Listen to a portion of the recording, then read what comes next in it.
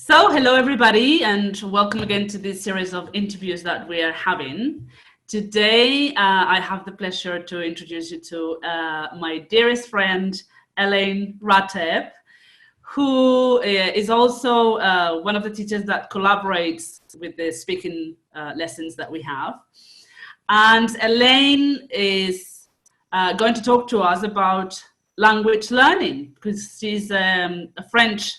She's learning French, and she's going to talk to us about her own experience about learning a foreign language. So, welcome again. Thank you very much for taking the time to be with us. How are you? It's my pleasure. I'm very well, thank you. So, Elaine, tell us a bit about what's been your best learning experience. Why was it so good? What did you enjoy about it? I think my best French learning experience was when I lived in France, and I was taking French lessons. All the students in the class were English speakers. They were English, Australian, Canadian, but they were all English speakers. And at the same college, there was a group of French people who lived in the town, who were learning English. And once a week, the two groups would get together. There were about 6, 10 people in each group, and we'd do a language exchange. What that meant was that for half an hour, we would all speak in French. So the French learners would have the benefit of talking to native speakers, of learning common usage of the language. And then we speak half an hour in English. So the French people who were learning English got the same advantages added to the fact that they listened to an Australian accent, an English accent, a Canadian accent, etc. And that for me, Brilliant. really, really valuable, really helpful. I think because we all understood what the others were going through, so we weren't going to laugh at people if they said the wrong thing. We weren't criticizing them if they made mistakes. And because we were all at a similar level, you were getting to practice all that basic everyday language. And I found that hugely helpful in learning French. So it's a good point that it was everyday's language, wasn't it? That you find. Yeah. Just so you practice the simple stuff, and by doing that, what I found was very useful was that you learn phrases, which the French use every day, which you don't necessarily understand the grammar of it, but you soon understand that, when somebody says this, it means that. Yeah. I just kept on using it. And people obviously understood me, so I just kept on. Brilliant. Yeah. Eventually, you get to the grammar and you think, so that's what I was saying. And then you would understand it actually more easily, wouldn't you? Yeah, exactly. I used to do it in shops. If I had to go to a shop and ask for something, I'd just I'd listen to what the person in front of me said, and I'd just say exactly the same thing, but change what they were asking for. And it worked. Brilliant.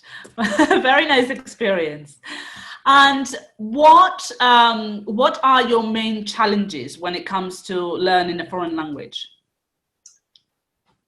I think my main challenge, and still now, is understanding native French speakers. They talk what I feel is very, very quickly. And like the English, often they use slang, they use idioms, they don't pronounce Every word, yeah. So still, that is still my main challenge. And if I had $1 for every time that I have said, doucement, s'il vous plaît, which means, slowly, be nice to me, I would be a millionaire. And how do you overcome that challenge? I was just, particularly when I was living in France, because I had to overcome it. Nobody spoke English. So if I didn't make myself understood, and if I didn't understand them in French, I wasn't going to survive, really.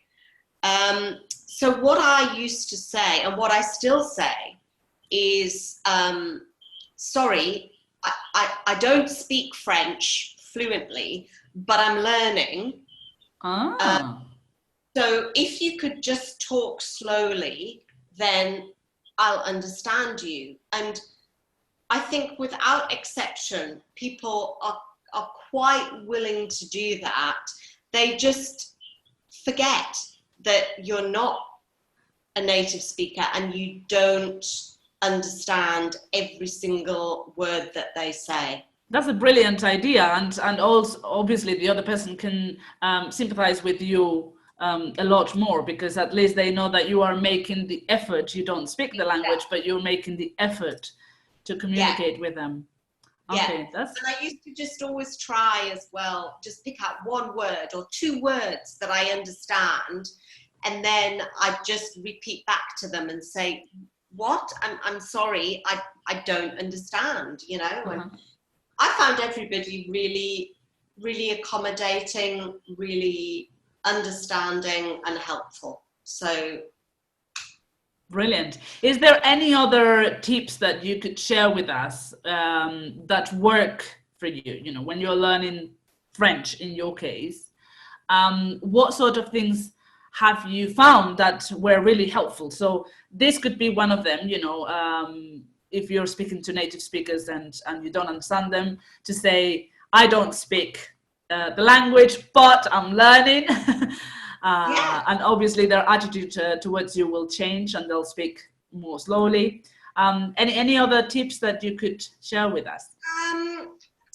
What else did I do? I used to read children's books, and I mean children's books. I used to go to the local library, and I started with books that literally were for 2 or 3 year olds that had one very simple sentence. And I slowly increased the difficulty of the books, because then you're learning the real French. Okay. You're not learning, because let's be honest, how many of us have actually used sentences from textbooks? Very few of us. Yeah, exactly. So you're learning the actual French. I found that really useful. And you've just got to, put your pride to one side, get over yourself. And again, I just went up to the librarian and said, look, I've just moved here. I'm learning French. I need some really, really easy books. And that was really helpful. That was really good. Listening, I just listened the whole time. And I used to practice, I used to run a commentary in my head. Okay. Of what I was doing. So I'm leaving the house, I'm walking down the road, the sky is blue, on my left is the butcher's, I'm turning right, just so that I practiced French in my head. Even it could have been wrong. Look, and probably was what I was saying. But then you just become so familiar with it that when you actually have to say it out loud, it comes out it comes out naturally. Exactly. What a brilliant idea. I like that. Excellent. Talking to Vanessa. Yeah, so I think those were the most useful things. And I think just, it was different for me when I was living there because I had to speak French. I didn't have the option. I didn't have nobody else in the family spoke French. So there was no English people nearby. I just had to get over myself. So I didn't have time to be embarrassed or, you know, not do it. I just had to do it, which really, I think, was the great thing. Yeah. Excellent. And what about, what sort of things do you do to incentivize your motivation? Because obviously when you were living in France, that was it. You didn't have a choice. But now that you live in Singapore, you're still learning French. So what sort of things do you do to incentivize that motivation? I think for me, it's just the fact that I love France. I love French. I love the French people, the culture, and when I lived there, I really felt at home. I really felt very comfortable there. So for me, it's just always, I guess, every time I learn French, it just takes me back a little bit to living there. And yeah, that's a very good point, actually. If you like something about that, you know, about the language or about the culture, to associate your learning with that emotional state that comes back to you will really help with the motivation, won't it? Yeah, definitely. Fantastic. Well, that was brilliant. Thank you very much for sharing all your good advice. And hopefully our students can also identify with some of the things you said and find. I hope so, because I know how difficult it is. I know how difficult it is to learn a language.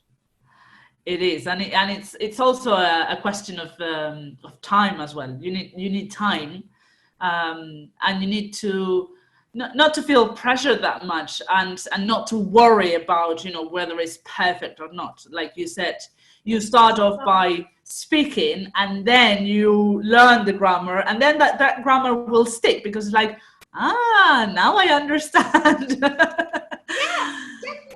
Definitely. I totally agree. And I guess the one advantage I had in France that the English aren't very good at doing was the French will always correct you if you make a mistake. So I learned as much French from the market holders, you know, when I was buying things in the market, as I did from my French teacher. And I realized that the English aren't quite as good at doing that, but you know, if you're speaking English, you're learning, even if you're speaking incorrect English. Yeah. So you just have to get over yourself. Exactly. And at the end of the day, we learn the language to communicate with others, right? That's the whole point. So. And it doesn't matter, you know, as long as they understand what you mean.